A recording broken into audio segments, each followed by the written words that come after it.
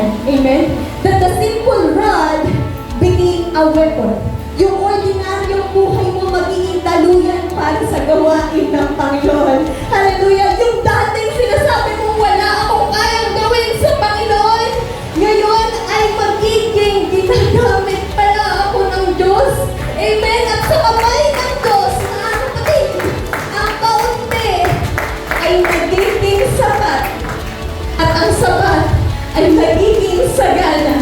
At ang sagana ay nagiging kaluwalhatian sa kanyang harapan. At bago ka bigyan ng mission ng ating Panginoon, imposibleng wala kang provision, mga kapatid. And that provision, kasama yung talent doon, yung skills doon, yung opportunities, yung strength and resources. Amen? God is able. Hindi ikaw, hindi yung talent na meron ka, amen? Hindi yung skills mo, hindi yung confidence na meron ka, kundi siya. He is able, mga kapatid. Kaya kung paramdam mo ngayon, kulang ka pa rin, hindi ka pa rin ready, hindi ka pa rin sapat, the good news is here, mga kapatid, pakinggan natin. Hindi ka naman talaga ipusan ng Diyos base sa sarili mong kakalihanan.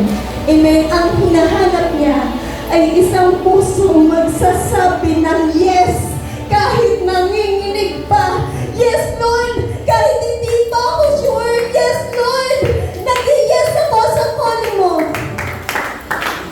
Dahil kapag nag-yes ka sa calling ng Panginoon, hindi mo alam anong mangyayari sa talentong ibinigay niya sa iyong mga kamay.